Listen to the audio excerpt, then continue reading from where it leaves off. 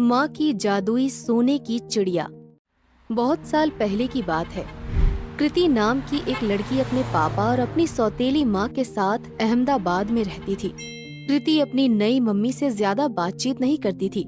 वो अपनी मम्मी की फोटो के पास बैठकर एक सुनहरे रंग की चिड़िया का खिलौना लेकर रोती रहती थी, जो उसकी मम्मी ने उसे बर्थडे पर दिया था। पर नीलम कृति की अच्छी माँ बनने की कोशिश करती थी और उसका बहुत ख्याल रखती थी। ये सब देखकर कृति के पापा खुश होते थे। चलो, मेरी कृति को एक अच्छी माँ मिल गई। अब मैं अपने बिजनेस पर आराम से ध्यान दे पाऊंगा। कुछ सालों बाद नीलम को बेटी होती है, जिसका नाम तान्या रखते हैं। अपनी छोटी बहन को देखकर कृति भी बहुत खुश हो जाती है और अपनी नई माँ के साथ घुल मिल जाती है।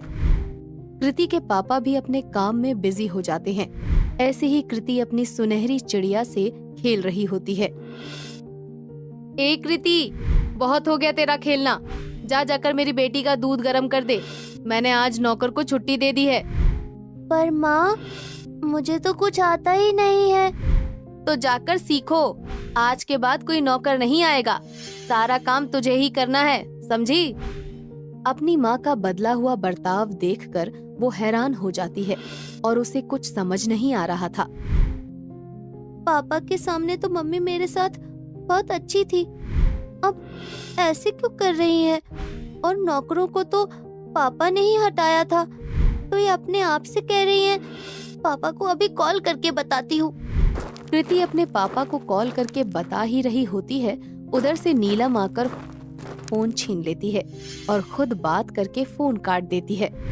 तेरी इतनी हिम्मत, तू मेरी शिकायत अपने बाप से करेगी? रुक, अभी बताती हूँ तुझे। ऐसा कहकर वो कृति को डंडे से मारती है। मम्मी, अब नहीं बोलूंगी, मत मारो मुझे, दर्द हो रहा है मुझे। मम्मी। दर्द होगा तभी याद रहेगा तुझे। आज तुझे खाना नहीं दूंगी मैं। जाकर मेरे लिए खाना बना। ठीक है मम्मी, जा रही हूँ। कृति के पापा जो पैसा नौकरों के लिए देते थे, वो नीलम खुद रख लेती थी और सारे नौकरों को छुट्टी देकर कृति से सारा घर का काम करवाती थी और उसे ढंग से खाना भी खाने को नहीं देती थी। रोज कृति अपनी माँ की दी हुई सोने की चिड़िया को रो रो कर सारी बात बताती थी और उसके साथ खेलते खेलते सो जाती थी।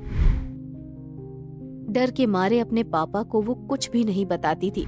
ऐसे ही कृति बड़ी हो जाती है और उसकी सौतेली बहन तान्या भी बड़ी हो जाती है और अपनी माँ के साथ वो भी कृति पर अपना हुक्म चलाती है। कृति, तुमने मेरे वो वाले कपड़े धोकर रखे? नहीं, मैं पढ़ रही थी। मेरा कल पेपर है। मुझे आज पार्टी में जाना है। तुझे इतनी भी अकल नहीं है क्या? जो बोला वो कर दो। मम्मी, कहाँ हो आप? हाँ, बोलो बेटी। ये देखो, कृति ने मेरे कपड़े भी नहीं धोए हैं और कैसे सारा सामान फैला रखा है। क्यों री कलमुही, तेरे से इतना भी नहीं किया गया, कामचोर? नहीं मम्मी, आज जो पहनकर जाना है वो धो दिया है मैंने। बाकी कल धो दूंगी क्योंकि मेरा पेपर है कल। पढ़ के कौन सा कलेक्टर बन जाएगी? रुक, आज ही तेरी कॉपी किताब में आग लगा देती हूँ। नहीं मम्मी, रहने दो, मैं जा रही हूँ, मैं अभी धो देती हूँ। कृति की सौतेली माँ कुछ नहीं सुनती और उसकी कॉपी किताबों में आग लगा देती है। ये ले, अब पढ़ ले तू। ये क्या किया आपने? मेरा कल इसका पेपर है।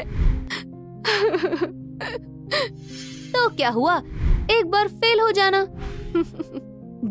जाकर घर का सारा काम कर ले। अब तो नहीं पढ़ना ना तुझे। कृति रोते हुए घर का सारा काम कर लेती है और अपनी माँ की दी हुई सुनहरी चिड़िया को पकड़कर खूब रोती है।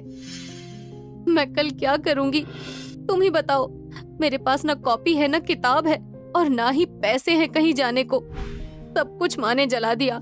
मैंने किसी का क्या बिगाड़ा है? रो मत, मैं हूँ ना, तेरी मदद करूँगी मैं। कौन है यहाँ? मैं तुम्हारी सुनहरी चिड़िया। देखते ही देखते वो सुनहरी चिड़िया असली सोने की चिड़िया में बदल जाती है। उसका पिंजरा भी सोने का होता है। वो जादुई सोने की चिड़िया कुछ सोने के सिक्के देती है और उसकी कॉपी किताब भी अपने जादू से ला देती है। ये सिक्के रख लो, ये तुम्हारे काम आएंगे और पढ़ लो अब आगे जैसे जैसे मैं बोलूंगी वैसा ही करना। ठीक है सुनहरी चिड़िया, तुम्हारा बहुत बहुत शुक्रिया, तुमने मेरी मदद की। अब मैं जाकर पढ़ती हूँ। ऐसा कहकर वो पढ़ने लगती है। अगले दिन वो पेपर देकर आती है। तुम्हें पता है सुनहरी चिड़िया, आज मेरा पेपर बहुत अच्छा गया, सिर्फ तुम्हारी वजह से। शुक्रिया मेरी दोस्त। अब मैं जैसा बोलूं वैसा ही करना। ठीक है दोस्त। इतने में कृति की सौतेली माँ चिल्लाते हुए आती हैं। फिर से काम के लिए बोलेंगी ये मुझे। तो क्या हुआ, तुम मना कर देना और उनसे लड़ना अगर वो तुमसे लड़ेंगी। क्या पागल हो क्या? तुम मुझे घर से निकाल दोगी? ये नहीं होगा। नहीं बाबा नहीं।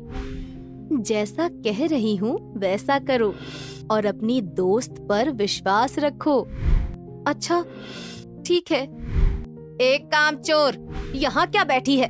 जा जाकर खाना बना, वैसे भी तू फेल ही होगी। नहीं, मैं नहीं जा रही, मुझे पढ़ना है और मैं पास होंगी अच्छे नंबर से, ना कि फेल। ज्यादा जबान मत चला, जितना कह रही हूँ उतना कर। नहीं, अपनी बेटी से कराओ, मैं नहीं करूँगी। ज्यादा जबान नहीं चला रही है तू? रुक, अभी बताती हूँ तुझे। इतने में नीलम उसे मारने आती है तो वो भी उस पर हाथ उठा देती है, जिससे नीलम को और गुस्सा आ जाता है और वो उसे घर से निकाल देती है और अपनी सुनहरी चिड़िया और किताब लेकर वो घर से निकल जाती है। अब क्या करूँगी दोस्त, जैसा तुमने कहा वैसा किया, उसका देखा ना क्या अंजाम हुआ। अब मैं कहाँ जाऊंगी?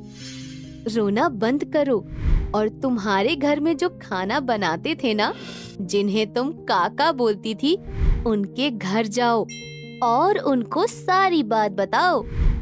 अच्छा ठीक है। कृति ऐसा ही करती है।